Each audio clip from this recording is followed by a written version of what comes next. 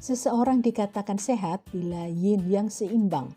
Ternyata ada ketidakseimbangan yin yang di dalam tubuh dan merupakan keadaan alamiah, disebut ketidakseimbangan fisiologis. Sudah dibahas pada episode yang lalu, yaitu pada yin yang teori part 4. Lalu muncul pertanyaan, bagaimana dengan ketidakseimbangan patologis? Apakah bisa terjadi di dalam tubuh? Bagaimana uraiannya? Di video Yin Yang Teori Part 5 ini, sahabat akan mendapatkan penjelasannya. Tonton terus ya!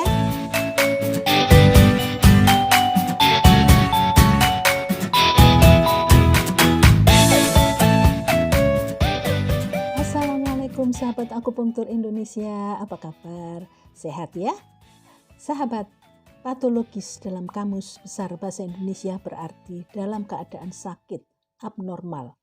Jadi, ketidakseimbangan yin yang patologis berarti ketidakseimbangan yin yang dalam keadaan sakit, kondisi yang abnormal. Video ini merupakan penjabaran atau versi panjang dari video durasi pendek berjudul Yin Yang Part 4 Tagar Shorts. Tujuannya adalah untuk memberi gambaran yang lebih rinci sehingga timbul pemahaman yang lebih baik. Boleh cerita sedikit ya? Seorang sahabat setelah melihat tayangan video short lalu bertanya begini, "Tumben penjelasannya terburu-buru, Bun?" Begini jawaban saya, "Ya, video short memang dibatasi waktunya hanya 1 menit saja. Dan karena satu video adalah satu tema, harus mencakup inti materi, maka penyampaiannya harus dicukup-cukupkan dalam 1 menit, sehingga memang terkesan terburu-buru."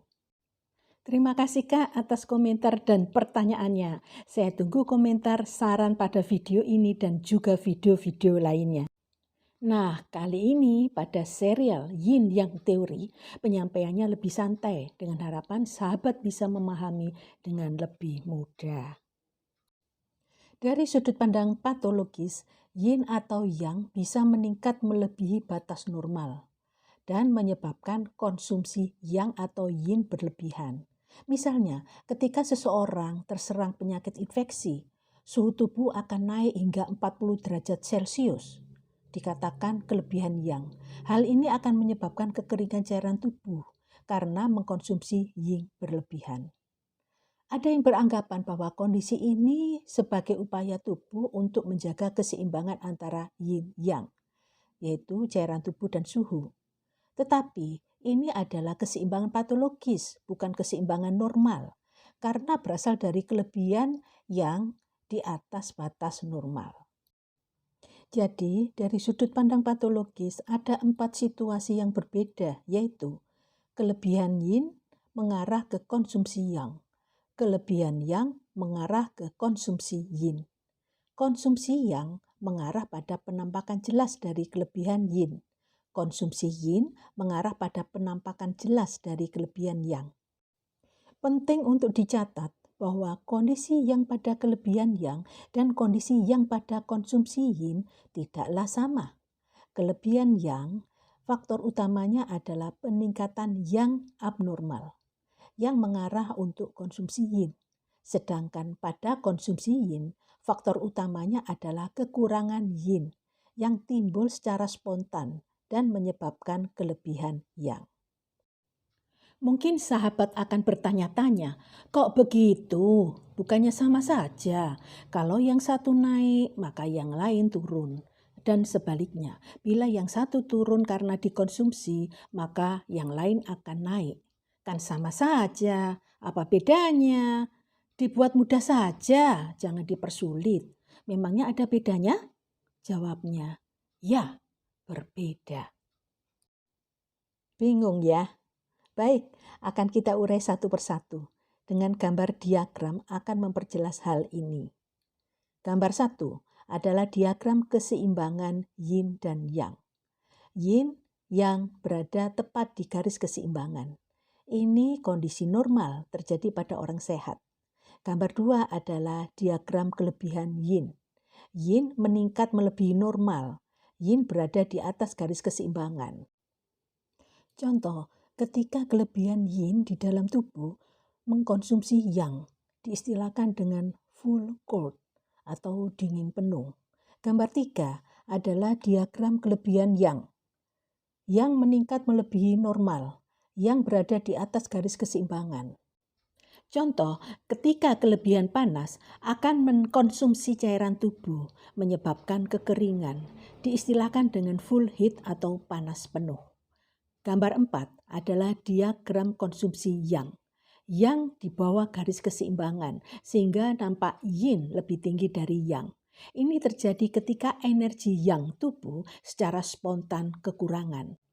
Penurunan energi yang mengarah timbulnya pilek, kedinginan, dan gejala lain yang untuk batas tertentu mirip dengan yang ditimbulkan oleh kelebihan yin. Kelebihan yin pada gambar 4 ini situasinya sangat berbeda dengan kelebihan yin pada gambar 2. Kelebihan yin pada gambar 2 adalah yin yang berlebihan melebihi normal, menjadi aspek utama dan mengkonsumsi yang. Sedangkan pada gambar 4, konsumsi yang, pengurangan yang adalah aspek utama, dan yin tampaknya hanya berlebihan. Ini diistilahkan sebagai empty cold atau dingin kosong. Gambar 5 adalah diagram konsumsi yin. Yin di bawah garis keseimbangan sehingga nampak yang lebih tinggi dari yin. Ini terjadi ketika energi yin tubuh terkuras. Penurunan yin dapat menyebabkan gejala kelebihan yang nampak jelas, seperti perasaan panas. Sekali lagi, situasi ini sangat berbeda dengan kelebihan yang pada gambar 3. Pada gambar 3, yang berlebihan adalah aspek utama, sedangkan pada gambar 5, penurunan yin ini merupakan aspek utama dan yang hanya nampak ada kelebihan. Ini diistilahkan dengan empty heat atau panas kosong. Untuk ringkasnya begini, kelebihan yin adalah full cold atau dingin penuh, kelebihan yang adalah full heat atau panas penuh, konsumsi yang adalah empty cold atau dingin kosong, konsumsi yin adalah empty heat atau panas kosong. Jadi ada perbedaan antara empty cold dan full cold atau antara dingin kosong dan dingin penuh. Juga ada perbedaan antara empty heat dan full heat atau antara panas kosong dan panas penuh. Dalam terapi Chinese medicine, untuk kondisi kekosongan maka perlu penguatan. Sementara untuk kondisi kepenuhan maka perlu mengeluarkan faktor patogen. Bagaimana sahabat? Semakin menarik kan? Kalau masih bingung, berarti perlu mengikuti secara runtut mulai awal, yaitu Yin Yang teori part 1 sebagai dasar dari Yin Yang.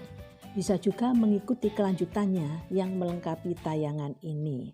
Terima kasih, sampai jumpa. Wassalamualaikum warahmatullahi wabarakatuh. Salam Indonesiaku sehat. Yes!